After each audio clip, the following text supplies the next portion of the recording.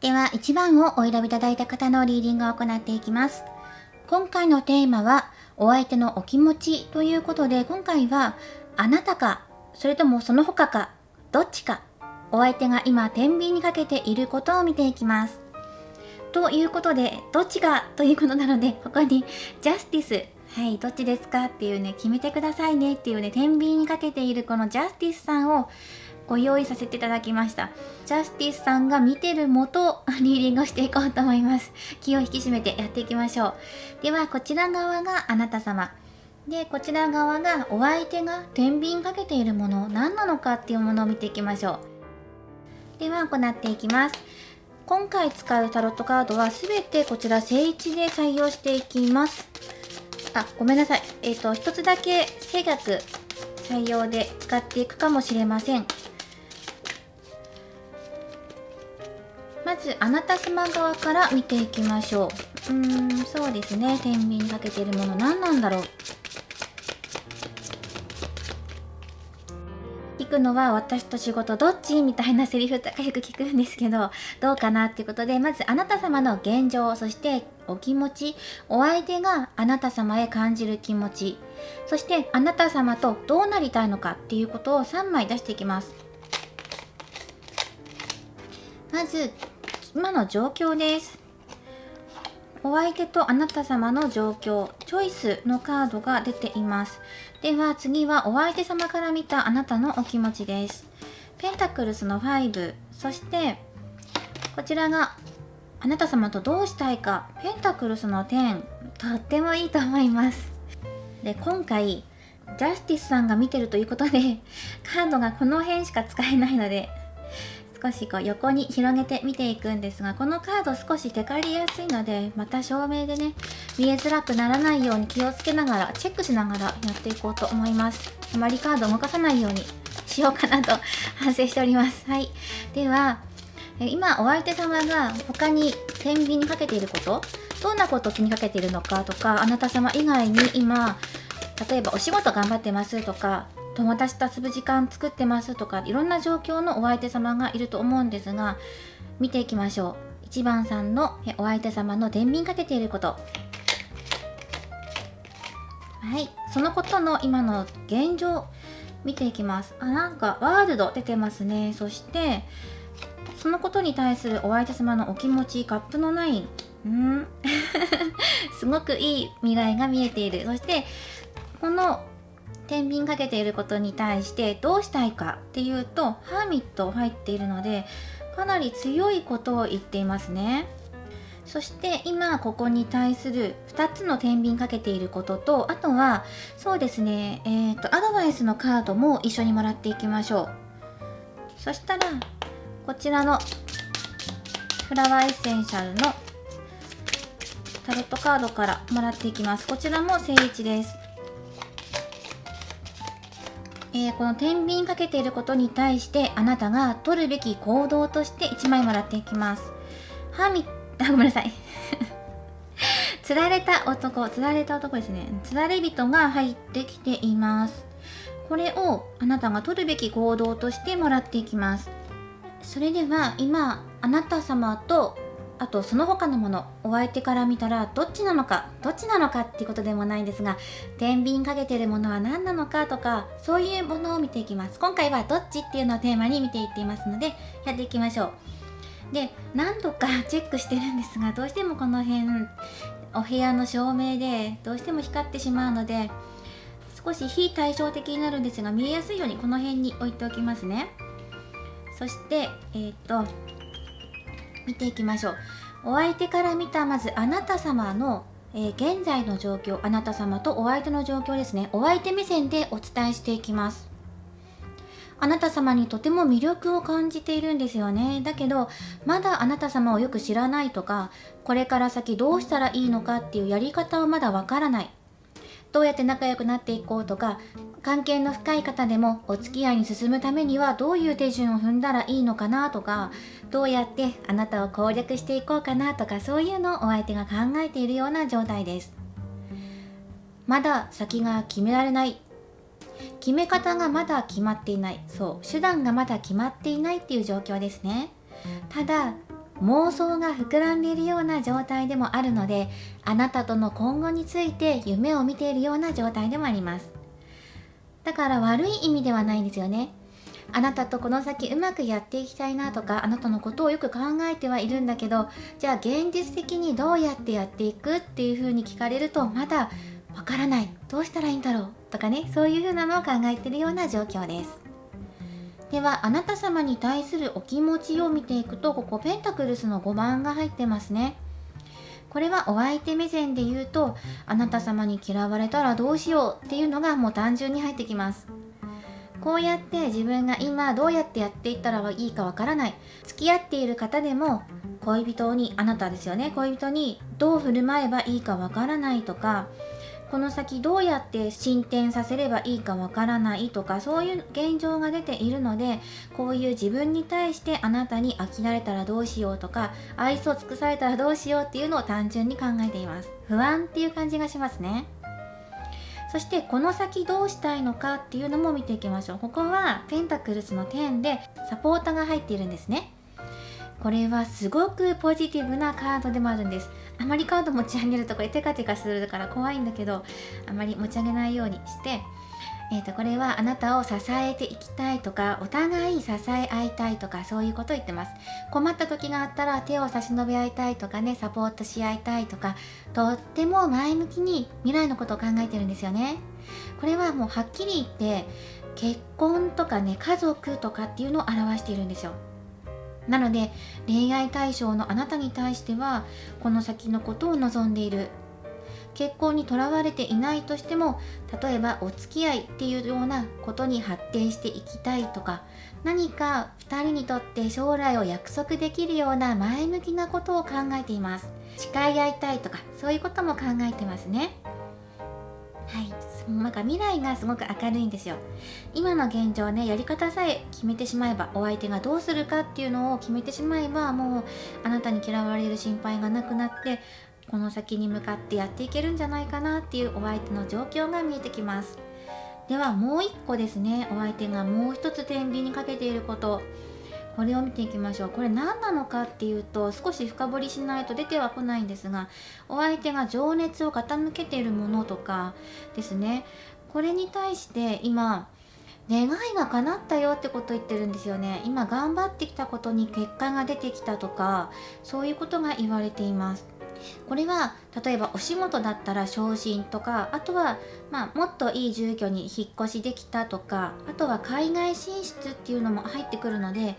海外とのつながりを持てるとか、そういうことも言っています。あとは自分で自発的な行動なので、発信とか配信とか、今の時代 SNS を使って自分でアプローチをしていく、海外に受けるようなものを作っていくとか、そういうものも言われています。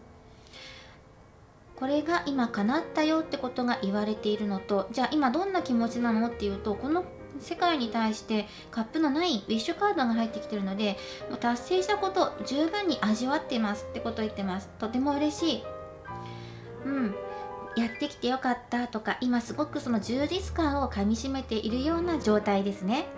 そしてじゃあこの先どうしたいのかって、このことに対して、こっち側のことに対してはどうしたいのかっていうと、忍者のカードが入っていて、考えてはいるんですよね。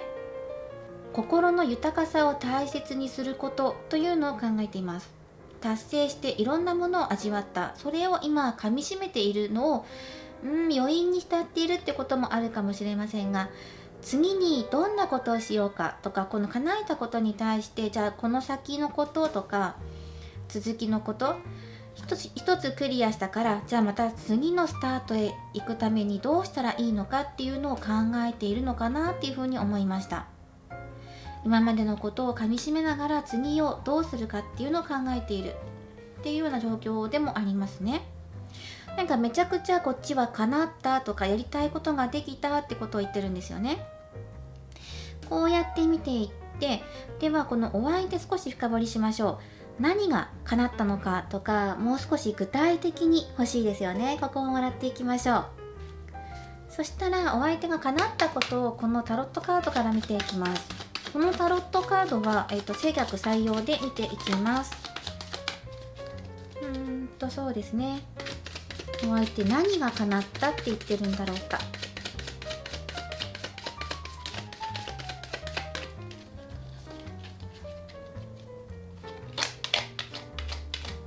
はい、洗っていきます。ラバーズが入ってきてる。どうかな、調和が取れたって言ってる。でもペンタクルスの10の逆位置が入ってきていて、あなたと真逆のことを言ってるんですよね。将来に対するあなたへの気持ちと、それとは違うよって言ってます。もう一つ、ワンドの3。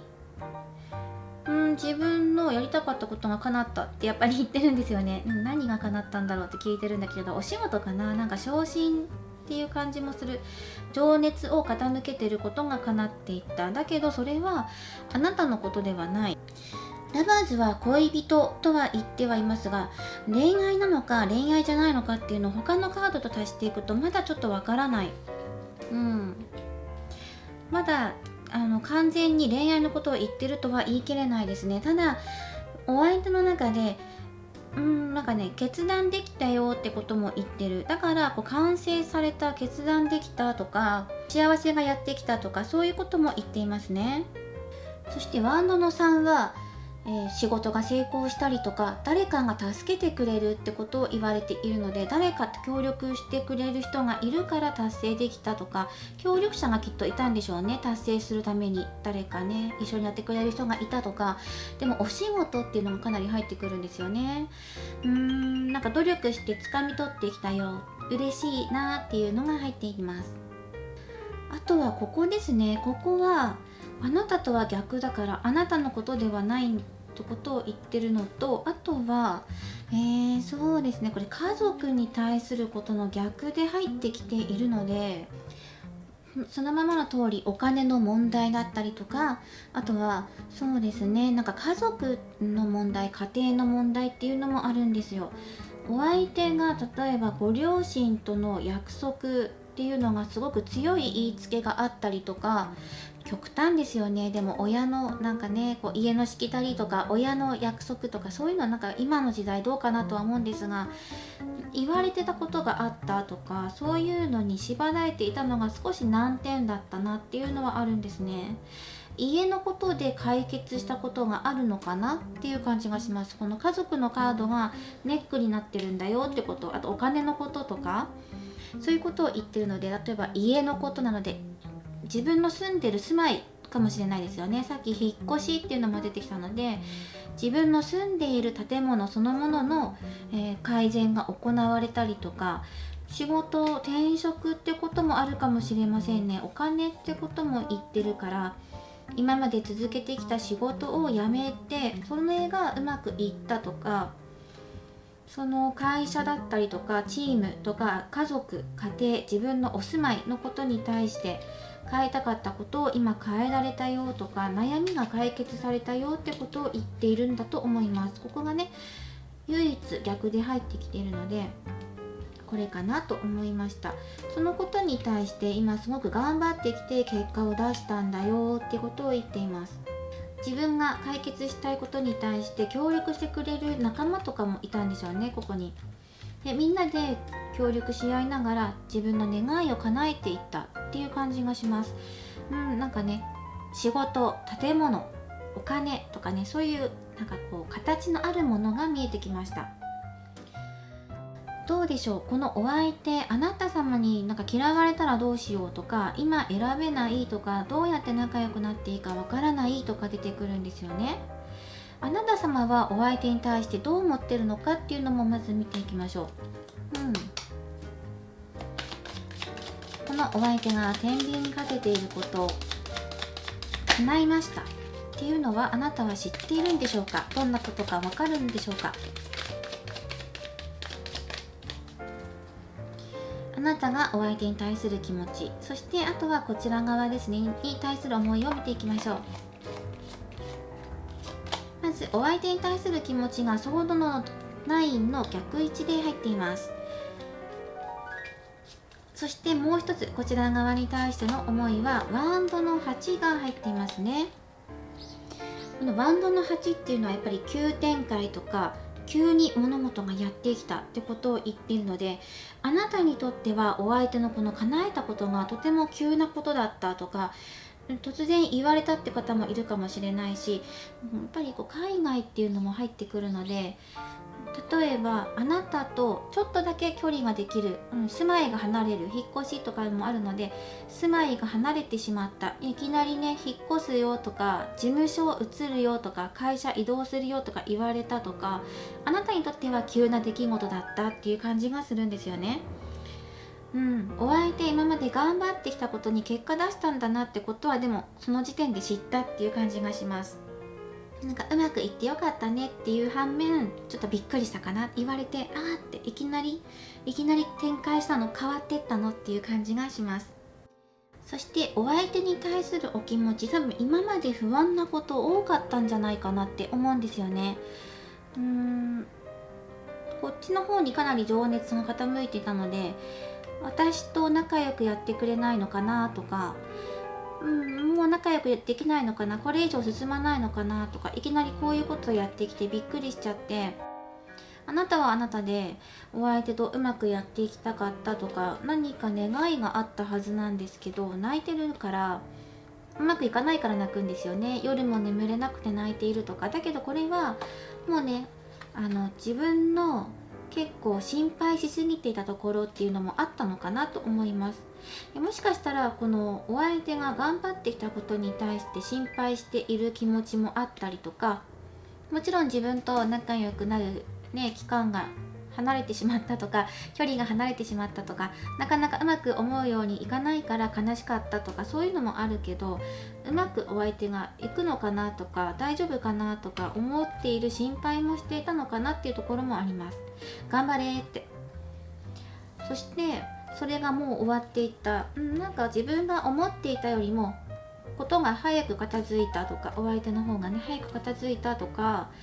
なんか聞かされた時にはもう片付いていたとか、頑張ってるのでも知っていたって感じがするので、見ていたのかなって、頑張る姿を。で終わった、やっとこっちが終わったから、今度からも自分とじゃあ仲良くやっていけるのかなとか、今度はもうちょっと自分に時間割いてくれるかなとか、あなたの期待、願い、お相手に対する思いが少し叶っていきそうだなっていう兆しが見えてくるような感じもします。でもちょっとお辛かったのかなっていう感じも入ってきますよね。そしてこちらはあなたが取るべき行動、取った方がいいよって言われていることは、釣られた人が入っていますね。違うことを違うっていうのを言えなくて動けなかったんだよっていうのを言われています。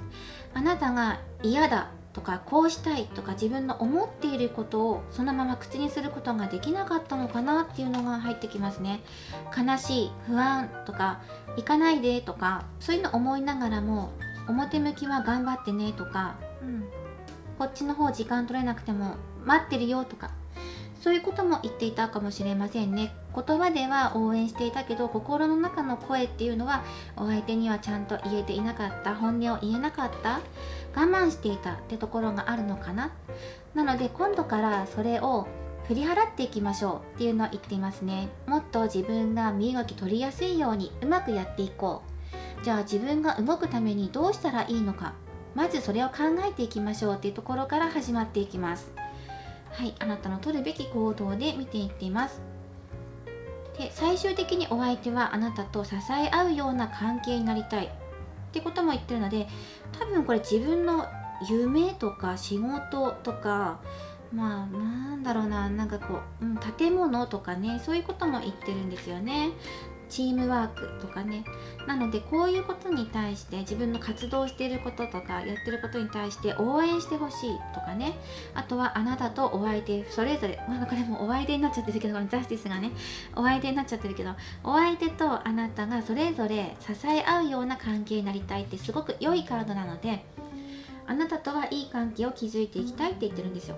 じゃあお相手はあなた、こっちの方が片付いたとして、今うまくいきましたよって言ってるから、じゃあこの後あなたとここねどうするんだろうって、嫌われたくないって思ってる、どうすればいいかわからないと思ってる。じゃあこの未来と今の現在の間のカードをもらっていきましょう。どうやって動いてくるのかなってところをもらっていきます。待ってくださいね。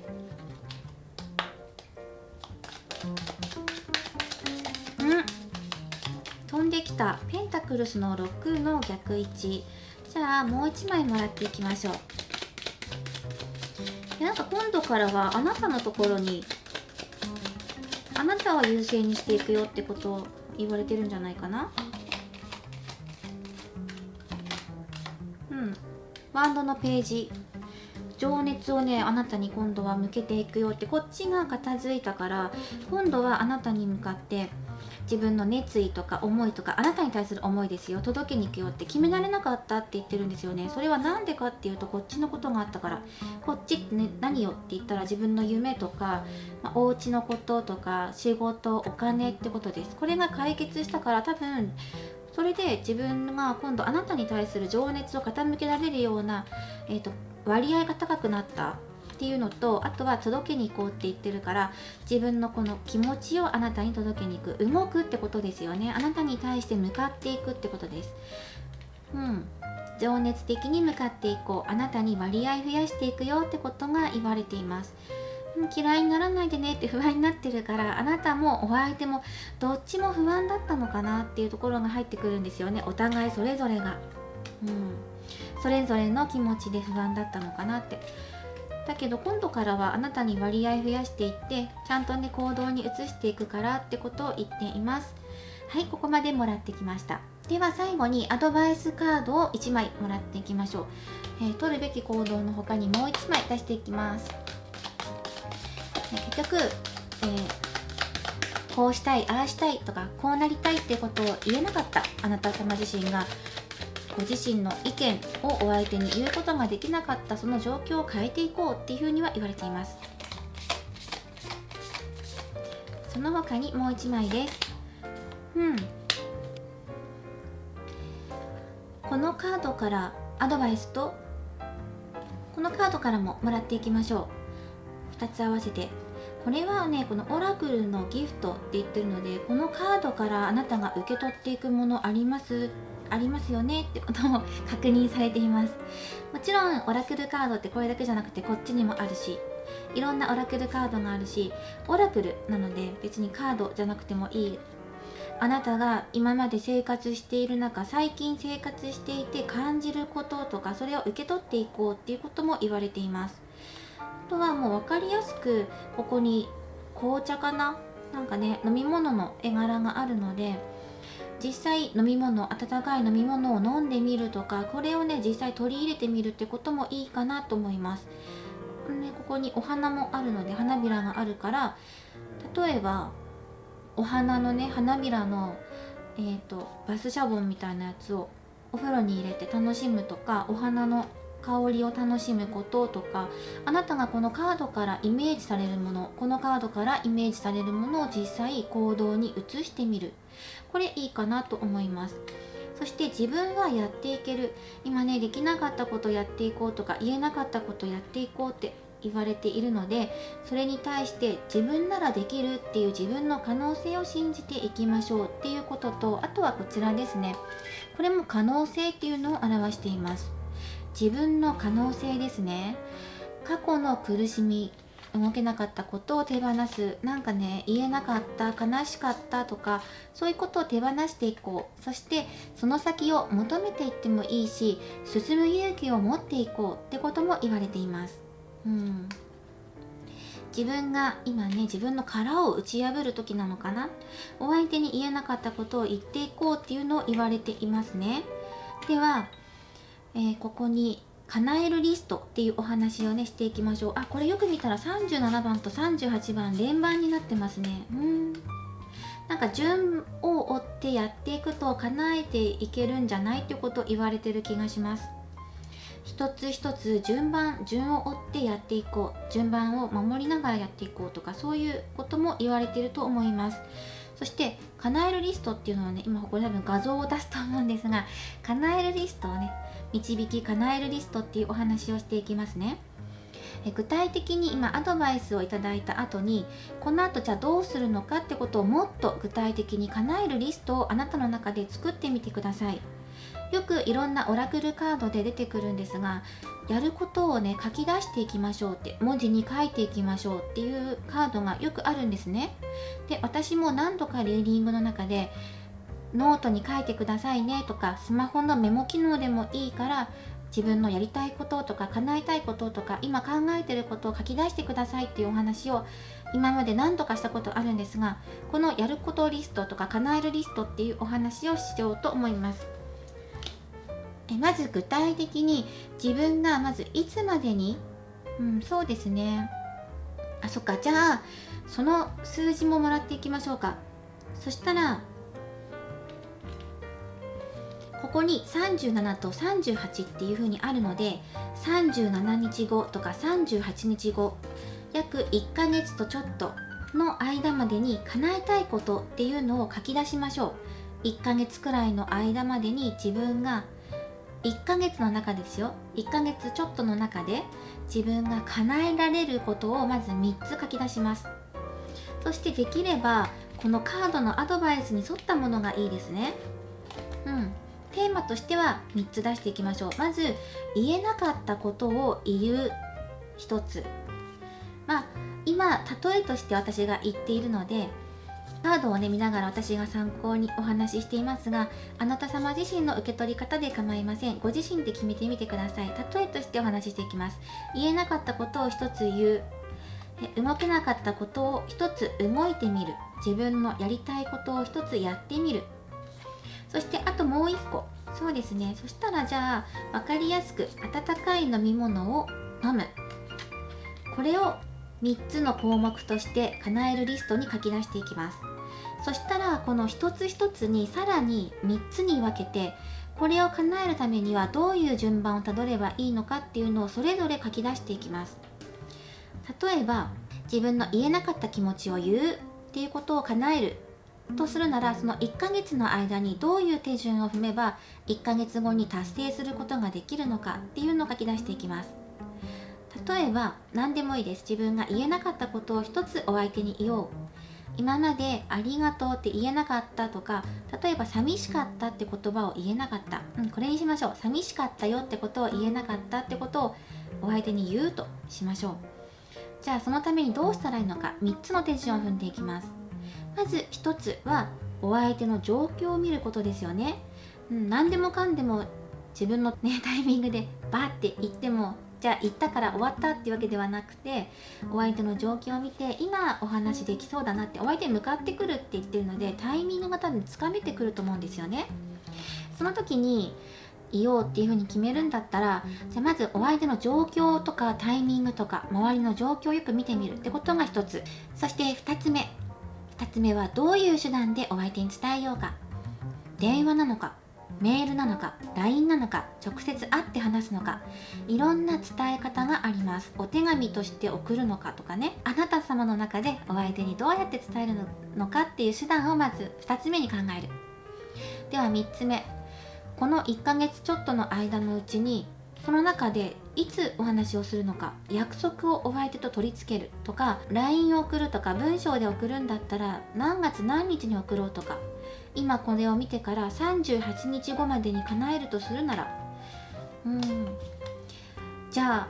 あ間を取って16日目ぐらいに言おうかなとか、いや気持ちが整理ついた時点で早ければ早いほどに伝えようっていうふうに思うのか、日にちを決める。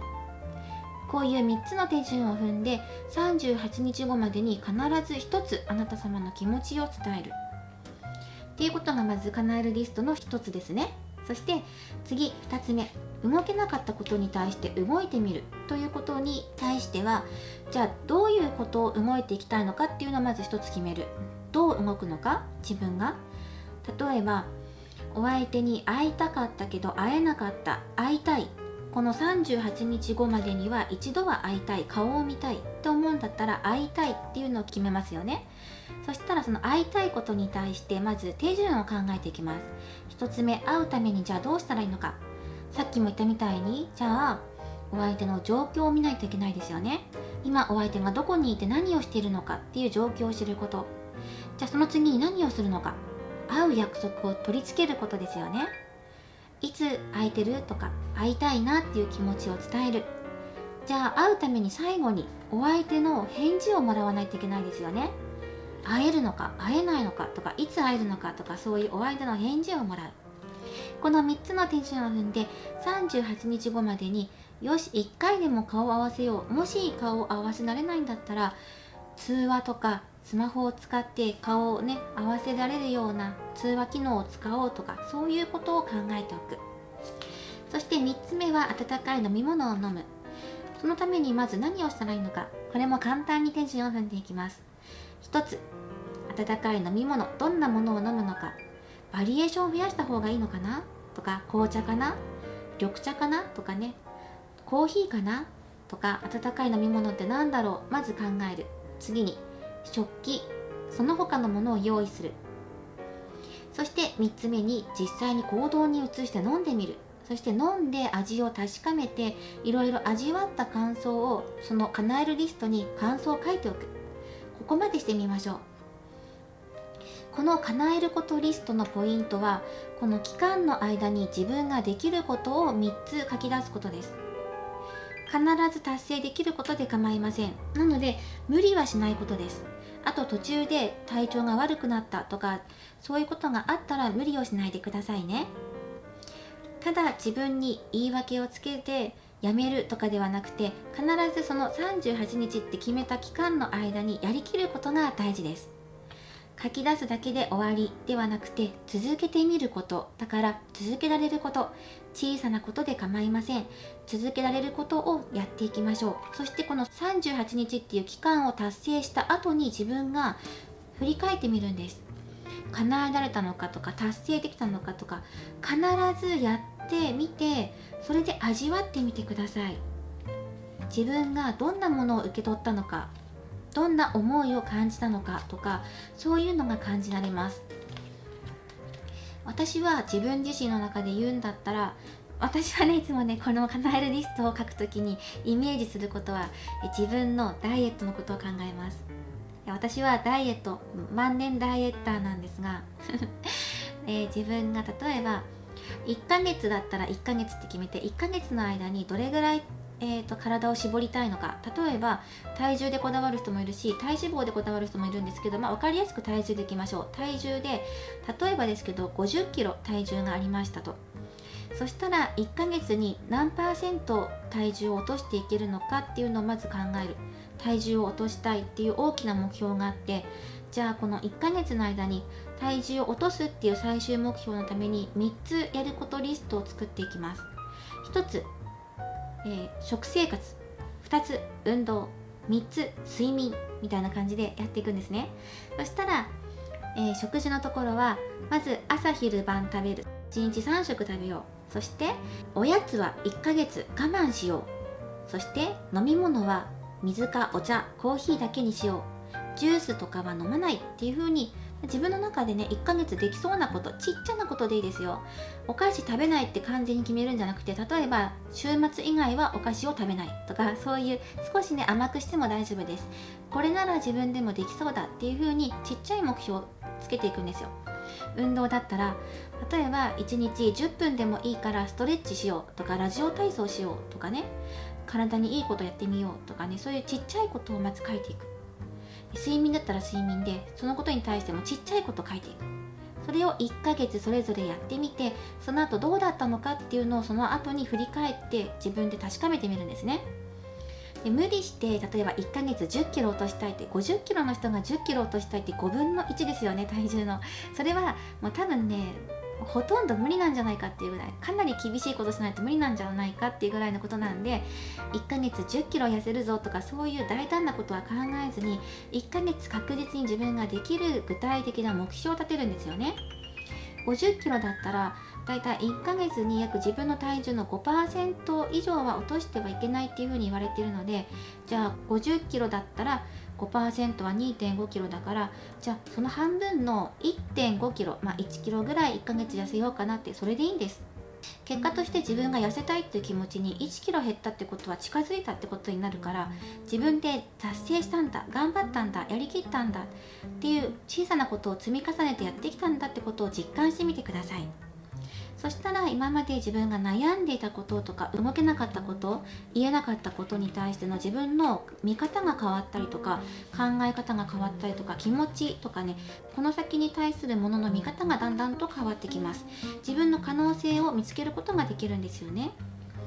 なので実際やってみましょうってことを言われています。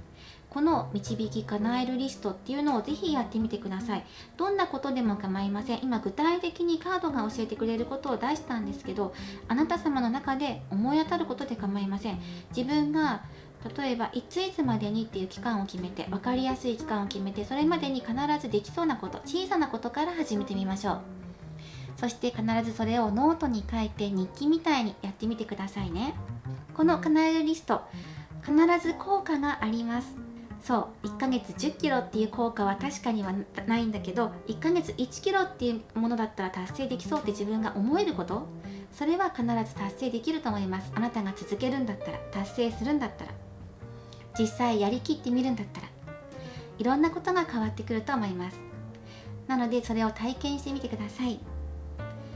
ということで、こちらが以上1番をお選びいただいた方のリーディングとなります。お相手のお気持ち、あなたに対するお気持ちと、その他今お相手が情熱を傾けているもの、お相手が天秤にかけているもの、天秤にかけるって言い方はあまり良くないんですが、分かりやすく表現させていただいています。今最後に叶えるリストの話をしてしまったんですが、その前のリーディングのことをもう一度見返していただいて、それの中で思い当たるところとか参考になるところがあれば、ぜひそのままお受け取りください。今回も最後までご視聴いただきありがとうございました。また次回の動画でお会いしましょう。またコメントや高評価、そしてチャンネル登録などぜひよろしくお願いします。ではまたお会いしましょう。では2番をお選びいただいた方のリーディングを行っていきます。今回のテーマはお相手のお気持ち。お相手は天秤にかけているものがあるのか、どんなものを天秤にかけているのかというものを見ていきます。こちら側がお相手から見たあなたのお気持ち、あなたへのお気持ちですね。でもう一つがお相手が天秤にかけているものがあるのかというものを見ていきます。そして今回は天秤にかけるというものをテーマにしているので、ここにジャスティスさんを呼んでいます。はい、よろしくお願いしますということで、公正に判断してもらおうということで、天秤を持って見ていきましょう。ではこちらはお相手から見たあなた様への思いとか、お相手目線で見ていきましょう。タロットカードは正位置で見ていきます。はい、ではお相手が今あなたに感じていることもらっていきます。何度もチェックしながらやっているんですが、どうしても照明が、このカード自体がテカテカしてるので反射受けやすいんですよね、照明の。今日天気もあんまり良くなくて、お部屋の照明もつけているのでかなりテカテカすると思うんですが、チェックしながらやっていきますね。その日の天候とか時間帯によっても変わってくるので、これがまずお相手から見たあなた様への今の状況ですね。お互いの状況をどう思っているのかっていうことと、あとはこれがまずめくっていきましょう。ラバーズ。そしてこれがお相手のあなた様に対するお気持ちです。スター。すごく強いこと言ってる。大アルカナが続いていて、あとこの先どうしたいのかっていうのを見ていくと、ワンドのナイト。動いていきたい。とても情熱的で、きらめいて、ときめいてっていう、ワクワクするようなことになりましたね。では、あとこちらが今お相手が他に天秤にかけていること。この天秤にかけるっていう言葉があまりね、よろしくないんじゃないかとは思うんですが、わかりやすくお伝えするために使わせていただいている言葉です。ご了承ください。では、これが今、あなた様以外にお相手が他に気にかけていることがあるのかなっていうところを見ていきます。このジャスティスのカード通り、お相手が天秤にかけているものあるのかなっていう。よくドラマとかで昔聞いたような、私と仕事どっち大事なのとか、そういう感じですね。はい、では見ていきましょう。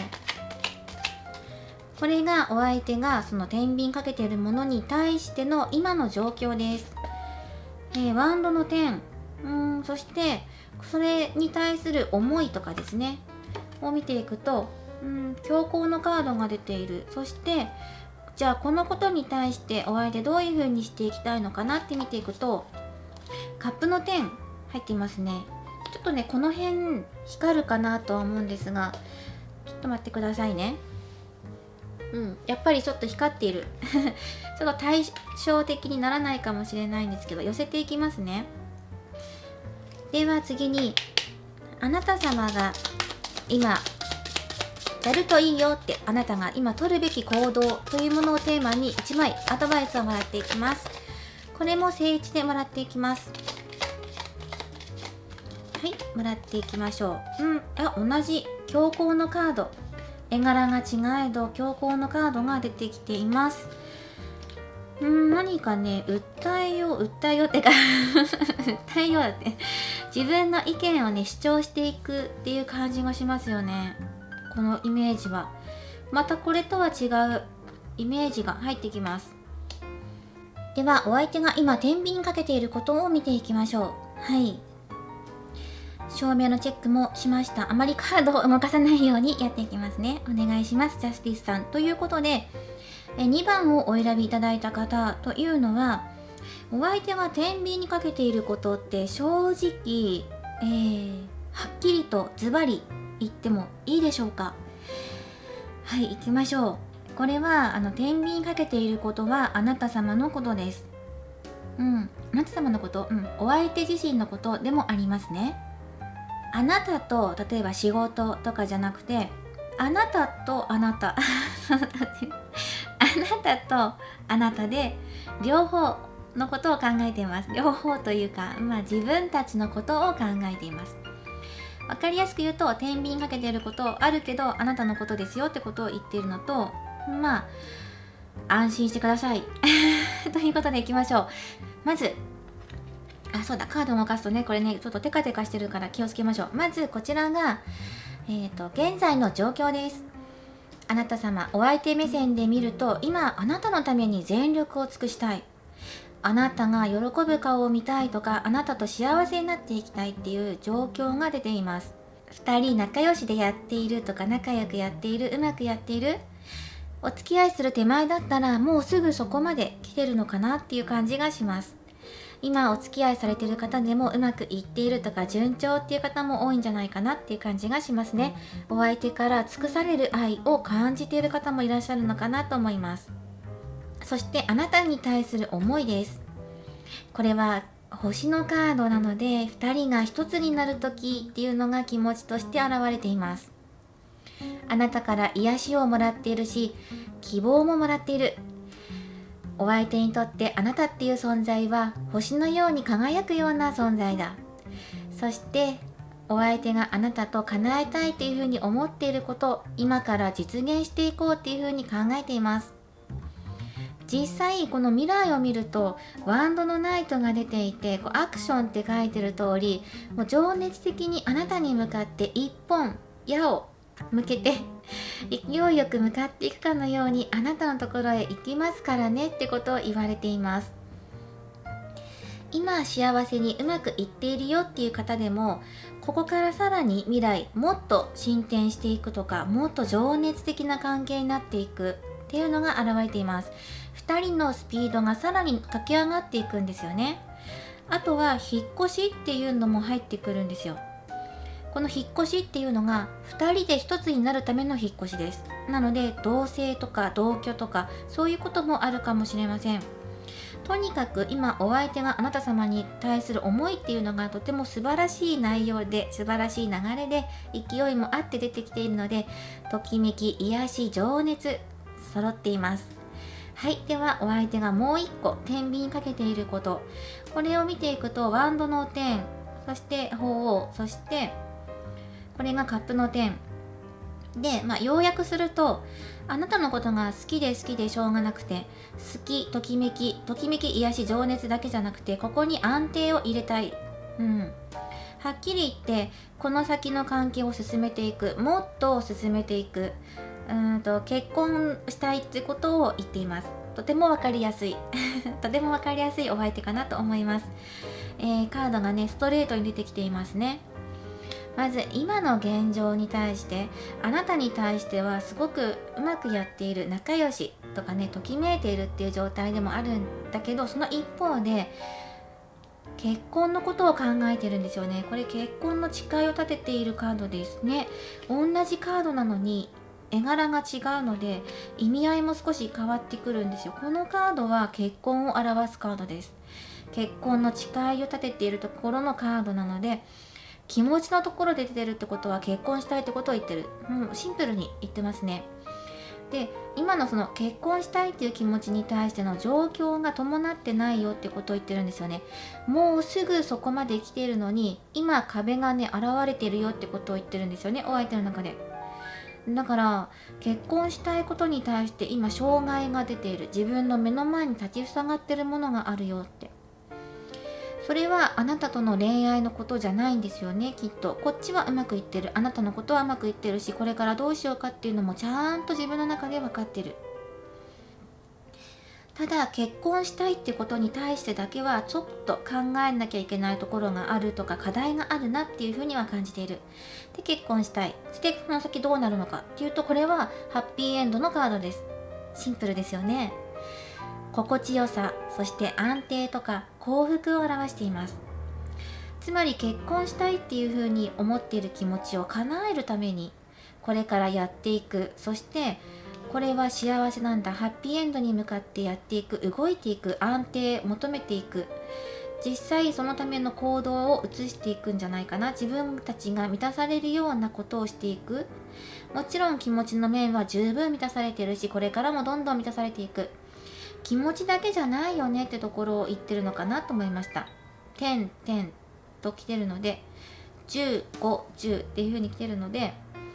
気持ちと今なんかこの障害の間にね、この結婚っていうのがあるので、どうやったら結婚っていうところまで結びついていくかなとか、もうそういうところまで考えてるんですよ。だから天秤かけてるものってシンプルに言うんだったら、あなたともう一個何って聞かれたら、あなたとの結婚生活のために自分がどうするかっていうことを考えているっていうのがシンプルで分かりやすいかなと思います。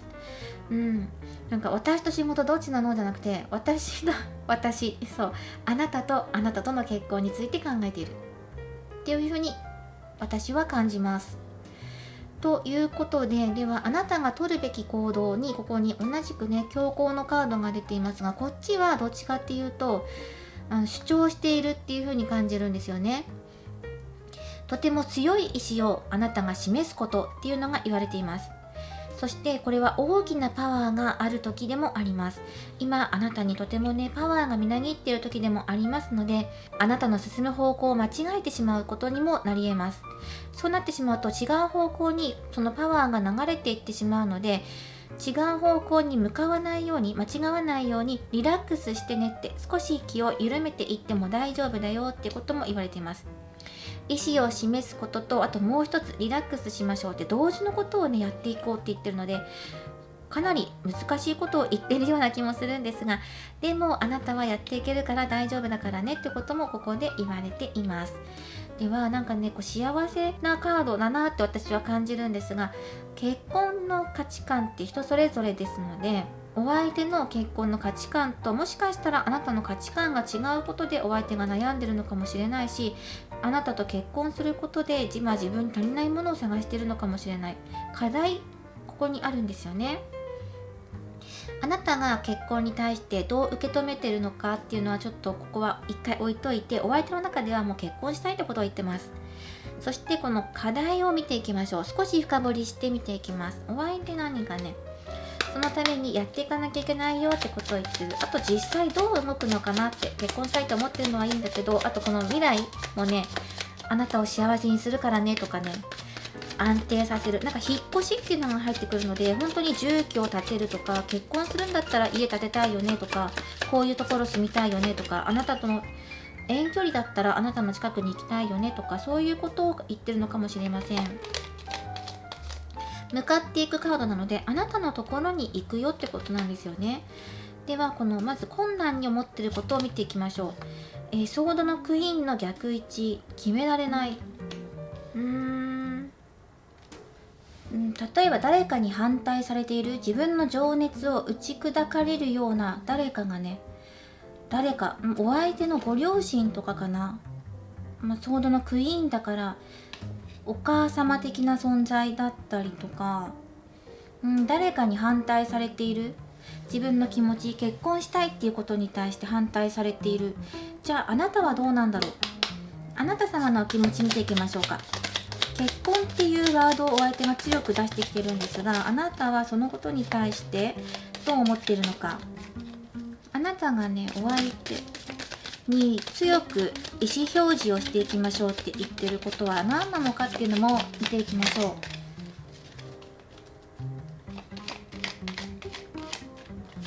いしょ。ペンタクルスのエースの逆位置で入っていきます。そしてワンドのキング逆位置でここも入っています。あなた様ちょっと待ってっていう感じがするんですよね。ワンドの3聖地、あなた様の、そうですね、あなた様かな、結婚ちょっと待ったっていうことを言いたいのかな。まだそこまで準備できていないよとか、結婚に対する不安があるとかっていうところが少し見える。まだそこまで早い、まだ早いっていう感じもするですよね。これを見てると、例えばまだ結婚して安定した生活を送るためにはまだ準備ができていない、自分の気持ちが伴っていないっていうのもあるけど、自分自身の準備もできていないというのもあるけど、結婚するんだったら現実的に考えていくとまだ足りないものあるよねっていうのをあなた様が言ってるような気がする。ときめき、癒し、情熱だけではなくて、もっと確かなものっていうのをあなたが求めている。でも結婚生活ってそうですよね、経済的にも2人の生活を共にするわけだから、安定した例えばお家とかちゃんと形にあるものですよね。仕事、お金、お家とかそういう確実なものがないと安定していかないし発展していかないんですよね。だから今一人だったら十分な生活できているけど、2人になってさらにその先をやっていくんだったら計画的にやっていかなきゃいけないよねとか、そういうことをあなたが強く今ここで言っているような感じもします。ちょっと待ってちょっと待ってっていう感じですね。もしかしたらお付き合いする方であれば、そのことに対してお相手とすでにそういうお話になっている方もいるのかなっていう感じもするし、お相手が例えば将来ね結婚したいんだよねとかっていうのを聞いていて、あなたがそのためにはなこうしたらいいんじゃないかなとか、まだこれが足りないんじゃないかなとか、あれこれ考えてちょっと待ってって言ってるのかもしれない。お相手が気持ちがすごくあるのにハッピーエンドに向かってやっていきたいって思ってるんだけど、今この課題越えなきゃな、乗り越えなきゃなって思っていることがある。それはあなたとの結婚の価値観のすり合わせだったりとか、現実的に物事を見て準備できることを準備して、そしてやれることやっていこうねっていうこと、これが課題ですね。悪い意味じゃないですよね。とても明るい感じです。お相手から見たらね、あなたの中でこの結婚の価値観っていうのがお相手とどこまですり合わせができているのかってことにもよるんですね。例えばお相手がめちゃくちゃ結婚したいって言ってて、あなたがいや私結婚そこまで興味ないんでみたいなことを思っていたら、ここはちょっとずれているから、そこに対してのお相手が課題だっていうことを感じてるのかもしれないし、お互い結婚ってことに対しては価値観は合っている、結婚しようねみたいな感じでは思っているけど、そのための準備がまだできていないっていうこのすり合わせってことかもしれませんし、そこは人それぞれですので、あなた様の今の環境とか現状とかお相手との関係性でお受け取りください。ただこの未来ね、やっていこうねってことを言ってるんですよね。期待してるよって、期待してますってことを言ってるんですよね。だから頑張りましょうとかやっていきましょうって、順番を間違えずにやっていきましょうっていうのを言われています。めちゃくちゃお相手の愛が強いっていうことを言っています。じゃあこういう風に出てきましたね。そうしたらアドバイスをもらっていきましょう。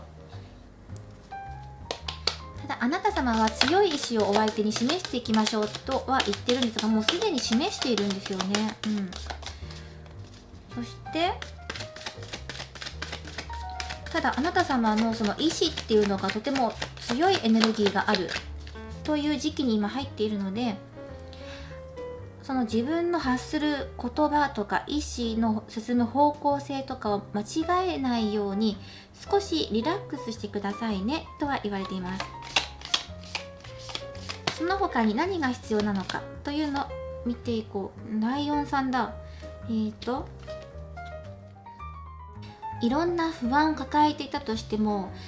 未来の希望に向かって進んでいこう。ライオン、勇気を持ってとか、行動的にとか、もっと自分に自信持っていいよってことを言われてます。強いライオン、獅子ですね。なので歩いていこう、前進していこう、前へ進んでいこう。不安に思っていることとかあるんだったら一つ一つ解消していけばいいんじゃないか。そしてお相手とお話しして決めていけることがあれば決めていけばいいし、すり合わせしていくことがあればすり合わせしていけばいい。必ずとも結婚したら自分が後悔するんじゃないかとか、まだ踏ん切りがつかないっていうところがあなたの中にあって、だけどこうやって心配に思っていても何も始まらないからすり合わせしていこうとか、始めるためにじゃあどうすればいいのかなとか、自分の不安を打ち消すためにはどうしたらいいのかなとか、いろんなこと考えていこうねってことも言っています。そしてあなたとお相手のこのパートナーシップ、お互いのパートナーシップをもっと信じてください。あなた様がどんな選択をしても、そこにあなた様が誠実な行動、誠実な思いを持って一生懸命取り組んでいけば、そこに失敗することはないんだよってことも言われています。勇気ってかなりね、言いますけど、愛と勇気だけが友達さとか言いますけど、本当にお相手がそんな感じなんですよね。愛と勇気が僕の全てだってことを言ってるんですね。だけどここお互いの気持ちというか、あなたがお相手に期待してるよってことも言ってるので、今はまだって感じがするんですよね。ただ準備ができればとか、お互いの不安とか不安材料がなくなれば進んでいきたいなって気持ちはあなたの中にもある。そのために、あなたができることをやってみましょう。前へ進む方法を探していこうってことを言われています。具体的にどういうことをすればいいのか、そうですね、これは、こちらからももらっていきましょう。実際にこうやって絵に描いて分かるように、例えば本を読む、雑誌を読む、分かりやすく言ってしまえば人生の本を読む、結婚に関する本を、雑誌とかを読むとか、知識を得るとか、自分自身の思いをノートに書き出していくとか、そういうことが必要になってくると思います。具体的な行動としてのアドバイスです。あとはこのカードは、あなたの生き方っていうのはどんなものですかとか、あなたの物語教えてくださいねってことを言ってるんですよ。あなたがどういうふうに感じて、どういうふうに生きてきて、これからどういうふうにやっていきたいのかっていうのをお話を聞かせてくださいってことを言っているので、お相手にお話聞かせてくださいねってことを言ってるのかもしれないし、お相手の話も聞いていきましょうとか、2人で一緒に紡いでいきましょうってことも言ってるんですよ。この真っ白な状態から今2人でペンを取り合って2人の物語を書き出していく時です。自分自身を大切にすることで相手からも大切にされます。お互いがお互い自分自身を大切にしていくこと、そうすることでお互いがもっと共有されていきます。2人が一つになっていく時です。はい。そして具体的なアドバイスとして、ここで導き叶えるリストというものをお伝えしていきます。こういうふうにオラクルカードで自分でやりたいこと書き出していきましょうねっていうようなカードとかもいくつかあるんですね。今まで何度かリーディングの時に自分の思いをノートに書き出していきましょうとか、スマホのメモ機能に書いていきましょうとか、そういうお話何度かしたことあると思うし、そういうお話を聞いたこともある方もいるかもしれません。具体的に自分が叶えるリストっていうものをちゃんとノートに字として書いていくこと、これが自分の夢を叶えるまず第一歩だっていうふうに言われています。まずこの導き叶えるリストっていう作成の仕方を今ここに画像を出しますので、これを見ながら今説明を聞いてください。できればよろしくお願いします。まずこの叶えるリストについて、まず期限を決めます。で今分かりやすくここにそうですね、選択肢のカードで17番っていうカードと、あと19番っていうカードが出ているので、だいたい17日から19日、20日前後ぐらいですね、2週間から3週間ぐらいの間っていうふうに大体の期間を決めます。今分かりやすくここで数字を出したんですが、この数字、日数、期間っていうのはあなた様の分かりやすい期間で構いません。ただあまり長すぎることない期間で選んでください。1ヶ月、2ヶ月、3ヶ月とかそれくらいの長さがいいと思います。もう1週間とか2週間でもいいですし、そのあたりはあなた様のさじ加減で大丈夫です。そしてまず期限を決めたら、その期限までに叶えるリストを3つ挙げていきます。この叶えるリストっていうのは、まず大きな目標に向かってそのために何をしたらいいのかっていうのを3つ書き出すんですよ。例えば今このカードで言うんだったら、お相手と結婚について話し合い、すり合わせをしたい、不安要素をなくしていきたい、これを叶えていきたいっていう全体的な目標がある。ではこの目標に向かってこの2週間前後の間に叶えることを3つ決めるんですね。すり合わせをするために何を3つ選んでいくのか、どうすればこの大きな目標に向かって達成する第一歩になるのかっていうのを3つ出していきます。例えばこのカードで言うのであれば、自分たちの経済力に不安があるとか、結婚に対するまだ現実味が持てないとか、そういうことも感じている、不安があるとかね、結婚に対しての自分たちの価値観の違いがあるんじゃないかとか、不安があるっていうのも言われています。ではまず1つ目に、結婚に対するすり合わせをしていくっていう大きな目標のために、じゃあどうするのかっていうのを3つ挙げていくと、1つとして、例えば簡単なことです。お相手に連絡を取る。まず1つ目ですね。では2つ目、自分でこのオラクルカードでアドバイスで出てきた通り、例えば勇気を持って前に進むために何ができるのかっていうのをまず考える。2つ目。そして3つ目、じゃあこれからもらっていきましょう。ノートに書いてみる。今言ってる導きリストみたいなもんですね。ノートに書いてみる。この3つを決めましょう。ではお相手とお話をするときに、お相手に連絡を取るために、この1つ目の目標をさらに3つに手順を分けていきます。お相手に連絡を取るために、まずその中でどんな手順を踏んだらいいのか。1番、自分の考えをまとめる。2番、いつお相手に連絡するのか、日にちと日時を決める。3番、お相手に実際に連絡する。というふうに手順を決めていきます。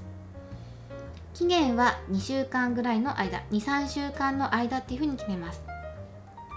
そして2つ目、勇気を持った行動をしてみる。これは何でもいいです。最終的な目標がありますが、すり合わせをするという目標があるんですが、それに関係ないことでも大丈夫です。こういう抽象的な勇気を持った行動っていうのは何でもいいです。あなた様にとってまだ知らないことを体験してみることだったりとか、未知の世界の扉を開いていくことなので、例えばやったことないことやってみよう。例えばですが、今まで泳げなかった。じゃあ泳げるように挑戦してみようということでプールに通ってみる。いいですね。これをじゃあ2つ目に入れよう。じゃあプールに勇気を持った行動をする。そのためにまず1つ何をするか決める。2つプールに通うと決める。3番、次は水着を買ったり、あとはジムのプールに行くのか、どんなプールに行くのかって場所を決めて、いつ行くのか。行くならもう早い方がいいよね。だってもう 2,3 週間しかないんだから早く行こうっていう風に決める。次、3つ目の叶えるリスト、ノートに書き出す。これは簡単ですね。1つ2つ3つと手順を見ていきましょう。1つ目はノートとペンを用意する。買ってくる。2つ目は書く内容を決める。日記にするのか、どんなこと書くのか、2、3週間続けられそうなこと、毎日書くのか、それとも3日に1回書くのかとか、2日に1回書くのか。3日に1回だったら3週間しかなかったらちょっとしか書けないなとかね、そういうことを具体的に考える。じゃあ3つ目、具体的に書いてみる。書き続ける、書き遂げる。ちゃんと毎日書くって決めたら毎日書いていくんだ。1行でもいいから、1行日記でいいからやっていくんだっていう風に決める。やってみる。こういう風に叶えるリストを作っていくんですね。ということで3つ叶えるリストを作っていきます。期間を決めること、大体の日数でいいです。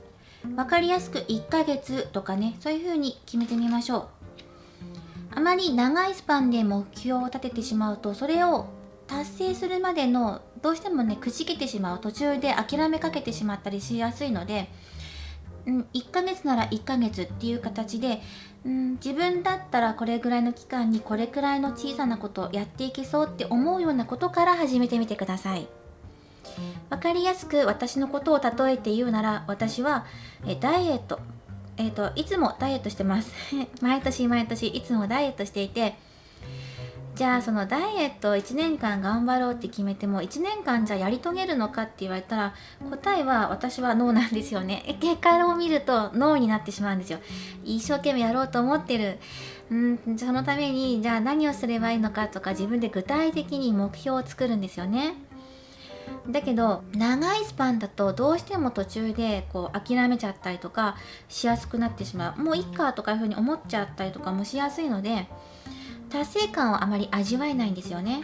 達成感を味わうっていうのがこの叶えるリストの一番の目的なんですよ。なので自分の一番最終的な目標に対しての小さな目標を3つ作って、それを叶えたんだっていう風に感じていただく、達成した後に自分がどう思うのかとか、そういう自分の移り変わりを感じてもらうためのリストです。だから小さな目標でいいんです。私だったら、ダイエットしたいっていう大きな目標があって、例えば1年で3キロ痩せたいって思ったら、じゃあ1ヶ月 0.5 キロぐらい痩せたら1年でだいたい3キロ痩せれるかなみたいな大体の計算を立てて、じゃあ1ヶ月 0.5 キロ痩せるために何をすればいいのか。例えばもっと分かりやすく簡単にできること、1ヶ月間自分がやれることを書くんですよ。例えば週に3回運動しようとか、本当に毎日だときついから3回とか、あとは、そうですね、週に5回ぐらいは早寝しようとか、12時までに寝よう、そして週末だけはちょっとね、夜更かしして遊ぼうかなとか、そういうバランス取りながら自分ができるところを目標立てていく。あと3つ目は、そうだ、運動するために新しい靴を買おう。それでいいと思います。もうそんな感じで自分が気軽にできそうなところを始めていく。そしてその自分の叶えるリストの一つ、3つあるうちの1つは必ず自分の最終目標につながるような1つを組み合わせること。だから例えばお相手と恋愛叶えていきたいって思う最終的な目標があるんだったら、今叶えるリストを作るために3箇条があるうちの1つはお相手に関することにする。その恋愛を叶えたいってことに対しての目標、ちっちゃな目標を作る。片思いの方だったら、お相手ともっと仲良くなるためにどうしたらいいのか。そうだ、連絡先を聞こうとか、 LINE を聞いて LINE をしてみようとか、 LINE 知ってるからそういう仲だからっていう人は、じゃあお相手ともっと深い話ができるように LINE をやってみようとか、もっと具体的に掘り下げてリストを作っていくっていう形で、今の自分とお相手の環境それぞれあると思うので、これ照らし合わせながら自分に今必要なもの、小さなことをリスト3つ作っていくんです。で、あとの2つはお相手に関係ないことでも大丈夫です。例えば恋愛を叶えていくために、例えばもっと綺麗になりたいとか、例えばお金貯金しておきたいとか、そういうことでちっちゃなことやる。例えば1週間に100円ずつ貯金していこう、これを3ヶ月続けようとかでもいいですし、本当にやりやすいところからでいいです。綺麗になるためにじゃあ毎月ヘアサロンに行こうとか、例えばいつも清潔感を保っていたいからとかね、そういうの意識してみようとか、じゃあ具体的にどうすればいいのかっていうのをさらに細かく3つ決めていくっていう形で、自分の決めた期限までにそれが達成した後に自分がどうそれを感じるのかとか、その叶えるリストっていうノートを振り返ってみて、こう思った、ああ思ったとか、これができたとか、そういうことを書き出していくんですね、最後に。その時にあなたが叶えるリストを書く前と後、書くだけではダメですよ。書いて実際にやりきる。やりきったんだって後に、その時に初めてその書く時の自分と書いた後の自分、叶えた後の自分っていうのが違いがはっきりと分かってくると思います。どういう風に感じたのかとか、どういう風に変わったのかとか、変化を受け止めて、そしてその先に自分がその後どうしたらいいのかっていうのもよりクリアに見えやすくなってくると思います。これは私の実体験でお話ししているんですけど、こうやってノートに書いていくこと、ちょっとアナログなんですが、実際に字に書いて、自分の字にしてこうやって書いていくこと、何でもいいです。自分ができそうなことやってみてください。そうすると具体的にいろんなことが見えてくると思います。例えば不安で落ち着かないとか、どうしたらいいかわからないとか、そういう時にもこの叶えるリストっていうのはとても役に立ちます。お仕事でもいいですし、恋愛でもいいですし、自分の夢目標でもいいです。何でもいいので、叶えるリストについてやってみてください。挑戦してみてください。で、今回はそのお相手の気持ちを見ていって、でこうやって見ていくと、2番の方はお相手結婚っていうのをかなりテーマとして見てらっしゃるので、この結婚っていうことに対してのお互いのすり合わせっていうのが結果として最終的に出てきました。具体的なアドバイスとしては、あなたが自分の意思を示すこととか、あとはパワーが強い時でもあるのでリラックスしていこう。そしてあなたたちの物語を紡いでいってくださいねってことと、勇気を持って前に進んでいこうってことも言われていますので、こちらを参考にしながら叶えるリスト作ってみてください。以上、こちらが2番をお選びいただいた方のリーディングとなります。これからもリーディング動画を投稿していきますので、高評価やコメント、そしてチャンネル登録ぜひよろしくお願いします。それではまた次回の動画でお会いしましょう。最後までご覧いただきありがとうございました。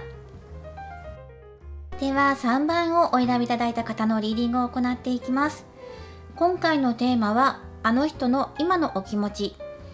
どっち天秤にかけていることはありますかということを見ていきます。ということで、天秤ということで、このジャスティスさんに登場していただいています。これは単なるお飾りなんですが、はい、ここに飾らせていただいて、この公正なジャッジをしてもらおうということで、こちら側があなた様、お相手から見たあなた様への思いとかを見ていきます。あともう一つは、お相手が他に天秤にかけていることはあるのかっていうことを見ていきます。よくある、例えば私と仕事どっちみたいなセリフ聞いたことあると思いますが、あまり天秤にかけるってことはあまりね、言葉的には良くないかなとは思うんですが、分かりやすく今言葉を使わせていただいています。お相手、今例えば天秤にかけて揺れているものがあるのかなとか、あなたと例えば仕事だったりとか趣味とか何か人付き合いだったりとか、そういうことで何かね、お相手の中にあるものありますかってことで覗いていこうと思います。ではまずこちらのタロットカード、お相手から見たあなた様のことを見ていきます。タロットカードはすべてこれ正位置のタロットカードです。まずはお相手様とあなたの状況、そしてお相手様から見たあなたへのお気持ち、あとこの後どうしていきたいのかってことを見ていきます。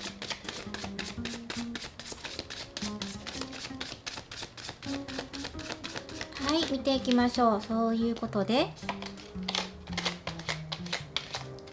まずこちらが今の2人の状況。あら、ジャスティスあららら、ジャスティスが出ているのと、そして今あなたに対するお気持ち、ジャッジメント、大アルカナが続いています。はい、そして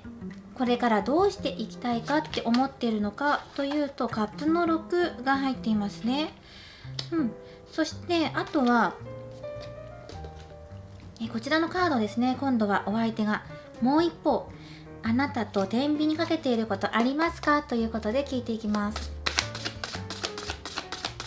どんなことに情熱を傾けているのか見ていきましょう。あとなんか悩んでることとかもあるかもしれませんね。最初におっとっと3つ出てきている。これがまずもう片方のことに対しての現状がソードの8で出てるのと、あとこれ2枚同時に出てきてるのでちょっとわからないから、これをお気持ちとして見ていきましょう。そしてあと1枚出していきましょうね。そしたらこれでもらっていきましょう。カップの3、どうしていきたいのかっていうところでカップの3が入ってる。そしてお気持ちはカップのエースとペンタクルスのページ、とてもいいカードがお気持ちに入っています。これね、ちょっとね、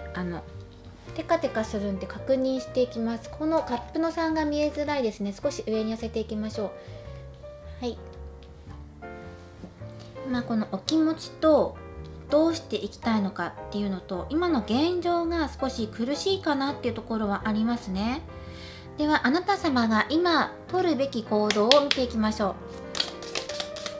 これも聖地でもらっていくものです。というか聖地でもらっていきます。はい。ということで、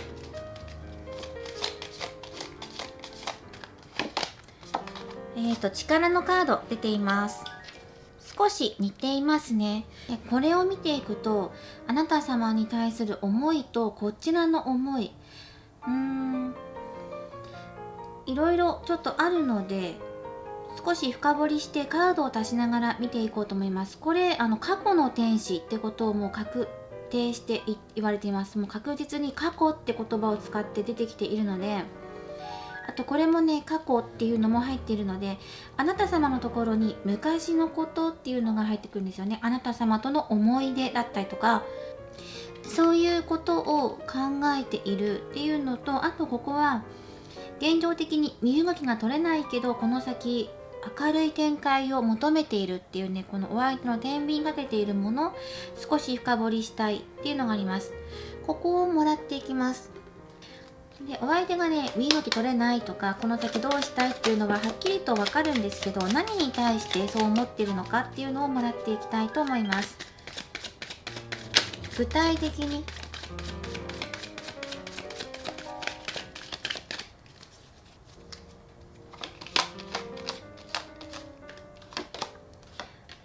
ソードの7が出てるのと、ソードのキングが飛んでいると、あともう一つ、カップのキングの逆位置が入っています。かなり強いことを言っているのかなっていうのは思います。何に対して思っているのかなというと、ここは何を始めていきたいのかなっていうと、そうですね、なんかね、このカップのエースとか見ると恋愛なのかなっていう感じもしたんですが、でもペンタクルスのページはどちらかというと、自分の人生経験積みたいとか、学びたいとか、資格取りたいとか、そういうことを言ってるんですよね。自分の人生の糧になるようなことをしたいってことを言っている。で、何についてもう少し深掘りしていくと、あまり恋愛的な要素が見られないんですよね。なのでお相手今考えてることっていうのは、恋愛のこと、あなたのこと以外では恋愛のことじゃないことを考えているのかなっていうことが分かってきました。ではあなた様の方も見てみましょう。あなた様の方なんですが、お相手のお気持ちとあなた様のお気持ちってどういう風になってるのかなということで、少し深掘りしたい。あなた様はお相手に対してどういうお気持ちを持っているのかとかをもらっていきたいです。まず飛び出してきてるのが、強行のカードの逆位置、そしてワンドのページ、もう1枚同じく3枚もらいましょうか。マジシャンの逆、これをもらっていきましょう。こうやってカードを深く出していきましたが、全体的に過去っていうのをかなり強くお互いが言っています。あなた様もそうだし、お相手もそうです。お相手が新しく始めることとかもあるんですが、今なんか見極めてるとか、そういう感じもあるんですよね。まずあなた様に対するお気持ちです。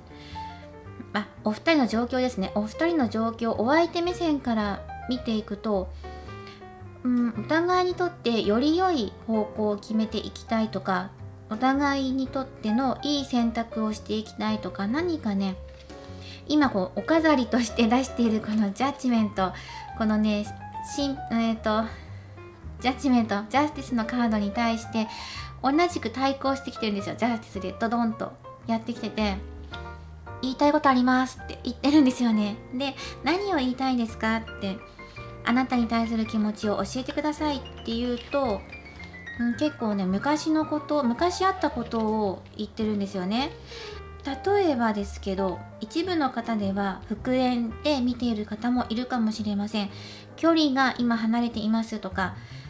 まだね忘れられない人がいるんですとか、そうでなければ好きな人と今連絡がうまく取れていないとか、喧嘩していますとか、今2人の間に壁ができているような状態、距離があるような状態を感じています。でちょっと前の過去かもしれないし、ちょっと前だけではなくても数ヶ月前のこととか1年ぐらい前のこととかっていうこと、過去なのでね、どれぐらい過去なのかは、このお相手がねどれぐらい昔のことを言ってるのかちょっとあれなんですけど、1週間ぐらい前に喧嘩したんですって方もいたら、数ヶ月前にお別れした人が忘れられませんって人もいます。とにかく昔のことっていうことでお相手が言いたいってことを言ってるんですよね。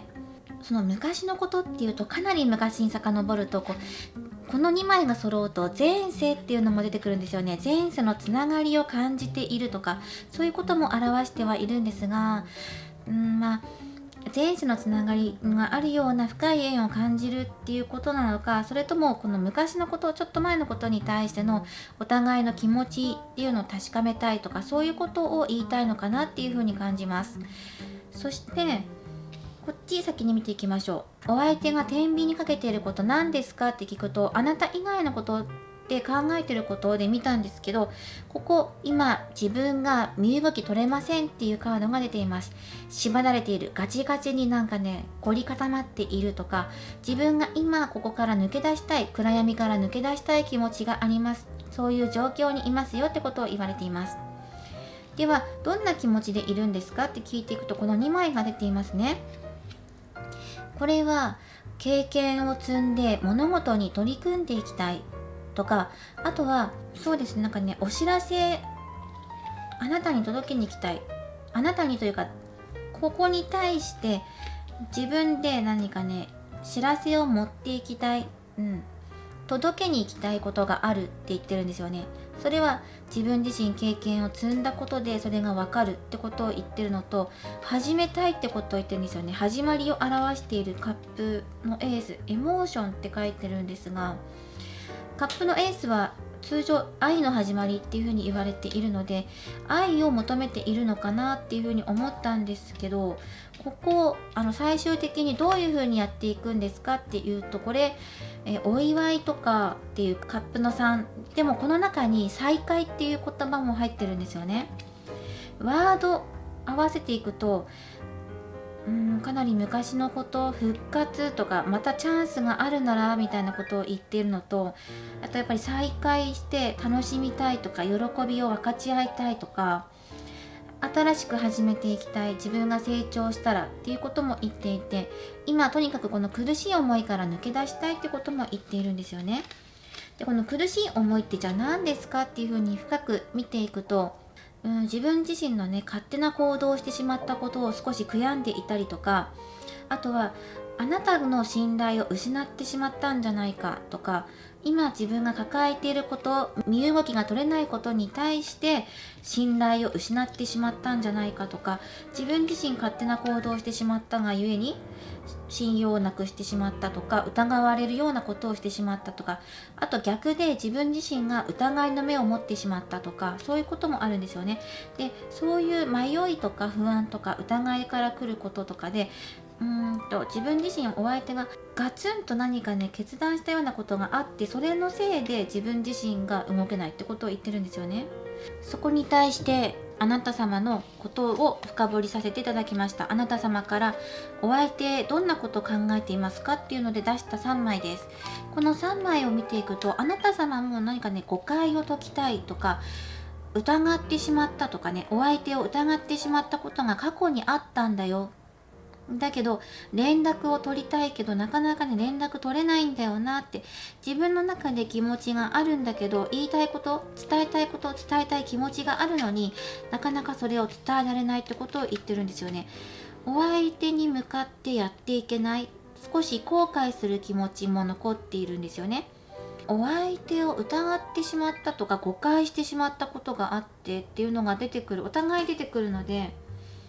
お互いすれ違ってしまったこととか、誤解していたこと、信用を失ってしまったようなことをどちらかがしてしまったとか、それはでも誤解だったんだよってことを言いたいけど言えないとか、こっちもこっちで始めていきたいけど今身動き取れませんよとか、身動き取れないのは自分がカッカーしちゃったからかもしれないってことも言ってるんですよね。その時の感情に、任せてしまった、自分勝手な行動をしてしまったとか発言をしてしまったことによって今自分自身苦しんでいるし、あなたに対して今こうね、なんかね、もう一度チャンスがあるんだったらとか、許しっていうのが入ってくるんですよね。どちらかがどちらかを許すとか、お互い許し合ってもう一度関係性見直していこうとか、あとね、これね、カップの6、過去のカードでもあるんですが、親しく連絡取っていない相手に連絡が入ってくるとか、そういうのも言っているので、なんか再会とか久しぶりに連絡があるとか、過去のことを言っていたりとか、そういうこともあって、いろんなカードを見ていくとやっぱりこう昔のこと、ちょっと前のことでも喧嘩したりとか行き違いがあったりとか、実際お別れしているって方もいるかもしれません。お相手があなたに対してもう一度っていうのを求めているのかなと思いました。あとは新しく始めていきたい、再開していきたい、再開に向かって愛を始めていきたいってことを言ってるんですよね。で、一緒にお祝いしていきたい、そのためにやっていくよってことを言ってるので、かなりこう過去のことっていうのかな、なんか揺れていることっていうのはお相手にとって過去のことと、そしてこの先どうするのかっていうこと、あなた様への気持ちの他に過去と自分と、その自分のことをね、反省している気持ちとか、お互いがお互いを許し合っていきたいとか、誤解を解きたいとかね、お互い届けに行きたいけどまだまだ自分たちには足りないものあるんじゃないかっていうのをとても感じているとか、そういうのが出てきます。ではあなた様に今取るべき行動として出した1枚が力のカードです。このカードはあなたの未来の力を信じていきましょうってことを言われています。あなたには物事を成し遂げるパワーと明るい未来をつかみ取る可能性があります。このフィギュアスケーターのように華麗に軽やかに氷の上を滑っていますが、演技していますが、これは演技です。競技です。この方はプロです。あなたはこのプロのアスリートのように美しく華麗な舞を見せていますが、相当な努力を積み重ねてきたし、本番で実力を発揮できるような力も持っています。あなたの本来の力を今発揮する時がやってきています。あなたにはその力もあるし、そしてやり遂げるっていう力、そしてあとは明るい未来をつかみ取っていくってこともできます。今自分が取り繕っている、この選手もそうですよね。本番とても緊張しているはずです。だけど演技中は観客にはそのね、緊張しているっていう選手の様子っていうのはあまり伝わってきません。完璧に演じきってるんです。競技をしているんです。なのであなたの抱えている不安っていうのもあなたは見せないようにしているのかもしれません。不安だって思う時とか緊張している時っていうのは、その自分をそのまま受け止めていきましょうっていうことも言われています。あなた様が今伝えたいと思っていること、始めたいけど始められないこと、後悔していること、誤解していること、これらがいずれ解決されていくんじゃないかな。連絡欲しい、連絡したいと思っているのであれば連絡取れるとか、あなたにとっていい知らせが入ってくるとか、そういうのもあります。お相手が届けたいっていう思いもあるし、あなたが届けたいっていう思いもある。そのために今必要なものを少し出していきましょう。この3番の方はかなりなんかね、過去のことだったりとかっていうのを言ってるんですよね。なんかカードがすごくたくさん出てきたので、この辺りでやめといた方がいいような気がしますデビルのカード、そしてカップの4のカード、あとはワンドのエースのカード、オラクルカードで1枚アドバイスをもらっていきましょう。いや、こんなにいっぱいタロットカードを出すつもりはなかったんですが、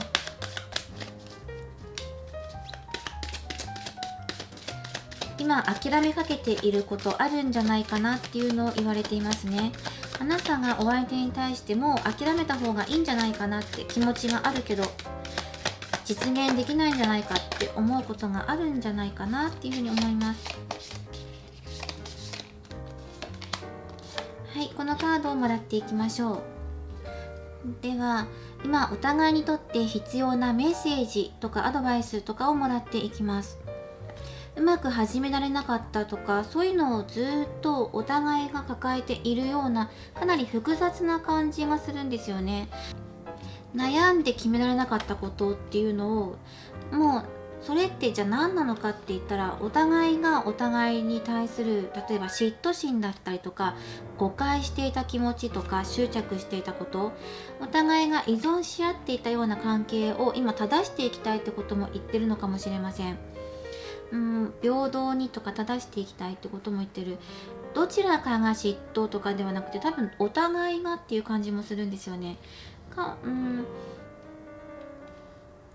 どっちかっていうとお相手の方からふっかけてきたっていう感じもするし、もういいやっていう風にバッサリ切られちゃったっていう感じもするし、お相手がね切っちゃったとかね、怒っちゃったっていう感じもするし、でもお互い誤解なんだよなっていうこと、行き違いだったんだよなってことは今思い返していて、やっぱり過去にとらわれている気持ちだったりとか、その時に感じていたお互いの気持ち、お互いがお互いに対する行き違い、誤解、すれ違い、嫉妬心とか、なんか束縛してしまったりとか、喧嘩する原因になったものにいつまでもずっととらわれていて、なかなかそこから動けないってことをまず変えていかないと変わっていかないよってことを言っています。あなたがどちらかというと諦めかけてるんですよね。もう無理なんじゃないかなっていうふうに。お相手はどちらかというとやっていきたい、どちらかというと前向きな方で考えてるんですよね。自分に悪かったところもあるしっていうのも反省もしてるんですよ。誤解していたところもあったなとか、そういうのも考えていて、その上で自分がもっとね人生経験を積んだりとかして、もっと立派になってあなたのところに会いに行きたいとか、復活させたいとかね、そういうの言ってるの、再会したいとか言ってるんですよね。あなたの方が始められないんじゃないかって諦めかけているような感じがするんですよね。ただやっていきたいって可能性が少しでも自分の中にあるんだったら、希望があるんだったら、それを信じてやっていってもいいよって言われているのと、今までの例えば生活習慣の悪さだったりとか、はっきり言ってしまえばお互いが、一回今離れてるような状況だと思うんですね。喧嘩していたりとか、そういうことがあったのかな。何かお互い引っかかるようなことがあって、その引っかかりになるようなことに、例えば生活習慣のことが入ってくるような気がします。何かに依存してしまうこともそうなんですけど、2人が2人のことをがんじがらめにするようなことがあったりとか、例えばですけど、いつも連絡くれなきゃ嫌だとか、あとは例えばね、異性の人と会うのはダメとか、連絡先交換したら嫌だなとか、そういうことを気にしちゃうとか、お相手の SNS 見ちゃうとかね、もちろん相手側もそうです。あなたの方を束縛しちゃうとか、あとはいつも一緒にいたいとかね、自分たちの好きなようにやっていきたいとか、そういう風な思いとかもあって、それが自分たちがこだわっていたものを手放していかないと変わっていかない。そして悩んでるんだったら動いた方がいいんじゃないかっていうことも言われています。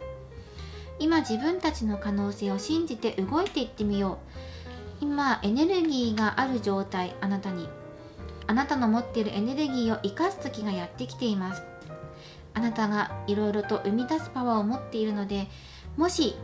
復活に向かってとか、仲直りに向かってとか、お相手と誤解を解消していきたいと思うのであれば、あなたの力が今必要になってきます。そういうことが言われてますね。これはとても大きな愛、グレートビッグラブっていう風に言われてますが、無条件の愛を表しています。お相手と深くつながっていこう。そのためにはどうしたらいいのか。無条件にお相手を愛していけるのか、自分が無条件に愛してもらえるのか、お互い平等になっていけるのかっていうのがこのテーマかなっていうふうに思います。今まで条件をつけていたことがあるんじゃないかなって思ったんですよね。こうじゃなきゃダメなんだとか、ここはこうしてほしいとか、例えば LINE したら1日以内に返事くれないと嫌だとか、そういうふうに思っていたところがあるとか、何か自分たちの中で決まりがあったとか、今それを手放して、あなたの中の執着心を手放す、お相手もお相手の執着心、お互い条件つけていたことを手放して、無条件に何もなくてもお互い愛があるんだよってことを感じられるのかどうか、もう一度立ち止まって考えてみよう。で、考えて、よし、愛がある、感じるんだったら、あなたは掴み取る力持ってますよ。そしてあなたの中のあなたの形、自分の形の愛とは一体どんなものなのかというものを一度ここは振り返って考えてみる必要があるかもしれませんということをこのカードが伝えてくれています。はい、お知らせしたいってことをお相手が強く言っているんですが、今回ちょっと3番の方少し複雑に絡んでいて、お相手が昔のこととかちょっと前のこととか行き違いだったことっていうのことに対して正していきたいってことを言っています。ではそのために具体的にどういうことをすればいいのかっていうのは、この今ここに画像を出す導き叶えるリストっていうものを作ってみてください。この導き叶えるリストについて軽く説明していきます。まず期限を決めます。できれば長い期間でなくて短い期間がいいです。1ヶ月とか3ヶ月とかそれくらいがいいです。半年以上になってしまうと持続力が持たなかったりメンタルが崩れたりしやすいので、短いスパンでやっていきましょう。1日2日とかではなくて少し長めだけど短めっていうくらいの感覚がいいと思います。1ヶ月くらいだと短いようで長い、長いようで短いっていう風に感じるかもしれないので、それぐらいの期間がいいかもしれません。で具体的な数字として今例えとして挙げるんですが、ここにね選択していただいたカードに26番、そして48番っていうカードも出てきたので、だいたい26日から48日くらいの間、1ヶ月前くらいから1ヶ月半、2ヶ月くらいかなっていう風に自分で考えていて、1ヶ月半ぐらいですかね、中間をとって1ヶ月半ぐらいの間に自分の中で絶対に叶えられるリストを3つあげるんですね。で最終的な目標に向かって今この1ヶ月半の段階で自分が達成できそうなものを3つあげるんです。今このリーディングの結果で分かりやすく例えてお伝えするんだったら、今お相手と復縁したい、これが最終的な目標。これに対して1ヶ月半という自分の設けた期間の間に叶えられることを3つ書き出します。例えば今リーディングで出てきたように、この中から何か参考になるようなことを3つ出していきます。叶えられることなので、一度自分の復縁に向かって自分の気持ちを確かめる1つ、1ヶ月半の間に1つ答えを出す、考えて答えを出すこと。そして2つ目、もし悩んでることがあるとか選ぶことがある、選択の前に立っているのであれば受け取ってみる。つまらないなって思ってる日常に対して刺激を与えてみる。なので楽しいなって思える、夢中になれることを一つ見つける。これが2つ目ですね。そして3つ目の目標として、じゃあこれですね。自分が不安とか緊張とかを感じるときに、その何か補助になるものを見つける。こういうふうに3つ目標を立てます。叶えるリストです。ではこの1ヶ月半の間に自分が確実にできそうなものをさらに細かく分割して手順を書いていきます。ノートとペンを持って書いていきましょう。まず1つ目、自分の形の愛とは何だろうかというふうに考えることについて手順を見ていく。まず1つ、考えることですよね。考える時間を作る。例えば日曜日、この日って決めて、この1日はゆっくりとしながら考える時間をする。何月何日何時ぐらいに考えるっていう、まず日にちを決める。次2番、自分の愛、どういうことをしたい、どんなことをしたいっていうのを、じゃあこれをノートに書いてみようってことをしてみる。次3番、答えを出す。自分の形、求めるものとか自分ができることとか、そういう愛について考えた答え、自分なりの答え、絵に描いて表してみることでもいいし、そのさっき書いたことに対しての答えをさらに書き足すってことでもいいと思います。これを1ヶ月半のうちにやる。次2つ目、自分に新しい刺激を与えてあげる。例えばここにお花の絵があるので、そうだ、じゃあ花を買ってきて花を1ヶ月半買い続けて飾っておこうって、花を飾って、あとは観葉植物を買ってきて育てるってこともいいかもしれません。切り花を買ってきて花瓶に生けてみる。そしてそれ、お花の生命が終わったらそれを見届けて、また新しいお花を購入してまた育てていくっていう風な感じで1ヶ月半やってみるとか、あとはこれは水面もあるので、例えばお風呂に毎日浸かろうとか、例えば忙しいから週末だけ浸かろうとか、自分ができそうなことを書くんですね。新しいことを始めてみる。一つ、お花を育てる、もしくは飾ってみる。そして2つ目にお風呂に浸かる時間を作ってみる。そして3つ目、あともう1個何にしようかなっていうふうにふーって考えて、そうだ、新しく始めてみよう。何か新しい刺激になることを始めてみよう。そうだ、じゃあコンビニに行って新商品って言われているもの、新しく販売されましたって言われているものを買って食べてみよう。これでいいんです。1ヶ月半のうちにできるものを書くんです。3つ手順を書きました。さあ、これで新しいことを始められましたね。そしたら3つ目、自分の緊張や不安があるとき、それを解きほぐすものを探す。例えば1つ、それは何かを探すってことをまず考えますよね。で、それを見つける。そうだ、どうやったら緊張をほぐれるかって言ったら、そうだ、ああしよう、ストレッチしよう。緊張するときはリラックスできるように、例えばキャンドルとかお香を焚いてみようっていうふうに自分のリラックス方法を決める。2つ目、それを実際に用意したりとか、自分の身の回りに置いてみるとか、実際に取り組んでみる。3つ目、それをやってみて実際どうだったのかっていうのを感じてみよう。リラックスできたのかどうかとか、リラックスできなかったんだったら他の方法を探してみようとか、いろいろ取り組んでみる。で、リラックスできた、例えば温泉行ってみるとかね、温泉旅行行ってふわーっていう風になるとか、そういう風なのを実感してみる。これがまず3つやることリストで、詳しく3つそれぞれ手順を書いていきます。ノートに書いていくんですね。そして自分の決めた期限の間にそれを必ずやり遂げていくんです。この書くんじゃなくて、やり遂げるってことが一番実は重要で、やり遂げるために書くんですよ。で、このやり遂げるってことが必要なので、確実にやり遂げるために、だから小さなことから書き始めていくんですね。初めから無謀なこととか大きなこととか、とても大変なこととか目標にしてしまうと、必ず無理かもとか、1ヶ月半じゃこれは無理かもっていう風になってしまいやすくなるので、1ヶ月半これなら楽勝にできるだろうっていうことから始めていくんですよ。そしてこの叶えるリストの3つのうち1つは、その自分が叶えたい本当の最終的な目標に関することです。で、今の例で言うんだったら復縁っていう最終的な目標があって、で、叶えるリストの3つのうちの1つは自分の最終的な目標、復縁に向かって復縁に関することで1つ1ヶ月半のうちに叶えることを決める。例えば復縁に向かって今自分ができることを考えるとか、この今ね選択肢からちょうどもらったので、愛について考えることも復縁に関することなので OK です。で、今アドバイス出てきた新しいことを始めてみるとか、自分に刺激を与えてみるとか、悩んでることをねはっきりさせるとか、そういうことも復縁に向かっての第一歩です。ここから小さな目標を作っていこうっていう話ですね。叶えるリストの3つのうちの1つはそれに関すること、あとの2つはもっと単純なことで構いません。自分がやりやすいこととか、パッて思い浮かぶことでもいいんです。こうやって今リストを作って1ヶ月半やりきるってこともいいんですよ。それを目標にしてやってみるのもいいと思います。そして1ヶ月半っていうふうに決めた期間の中でやりきった後に、自分がどんな風なことを感じてきたのかとか、振り返ってみて自分がどういう風に変わったのかとか、そういうのを感じてください。これを感じられると、やりきると、自分がこのノートを書き始める前とやりきった後の違いっていうのがはっきりと分かってきます。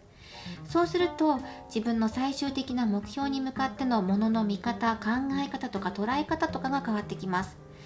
もっと冷静に落ち着いて物事が見れるようになるし、新しい視点で物事も見れるようになってきます。不安な思いとか緊張する思い、心配する気持ちとかもどんどんと自分でもっとポジティブになっていくためにどうしたらいいんだろうっていう自分なりのやり方が見つかってくるんですね。なので自分で決めたこの期間の間にできること、小さなことを3つ叶えるリストっていう風にしてやってみてください。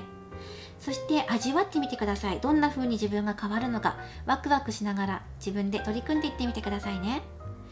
これをぜひお受け取りください。アドバイスとしてね、お受け取りいただけたらなと思います。今回はこの叶えるリストを絡めながらリーディングさせていただきました。3番の方は、お相手天秤にかけてること何ですかっていうふうに聞くと、あなたのこととね、天秤にかけてること何かって聞くと、2人の気持ちをね、今ね、正していきたいとか、平等にしていきたいとか、あとは過去のことに、もっとお互いに許し合いたいっていうことを言っていました。自分が今身動き取れない状況と、あなたのことに対して謝りたいとか、そういうこととかも入ってきています。そしてお互い成長して、これからまた再会していきたいってことも言われていました。お相手かなり再会とか許しとか、あと過去の後悔とかのことでかなり揺れていて、そして最終的にあなたには連絡取っていきたいっていう風な流れになってきました。これかなり限定されたリーディングとなったので、なんか違うなってもう本当に最後の最後まで来て違うなっていう風に感じた方いましたら本当に申し訳ありません。その方は他の選択肢をご覧いただくのもいいかなと思います。もしくは、復縁とまではいかなくても喧嘩しているとか、あと本音で話し合えていないとかね、連絡最近取れないとか、そういう方も当てはまると思います。以上、こちらが3番をお選びいただいた方のリーディングとなります。これからもリーディング動画を投稿していきますので、高評価やコメント、そしてチャンネル登録をぜひよろしくお願いします。それではまた次回の動画でお会いしましょう。最後までご覧いただきありがとうございました。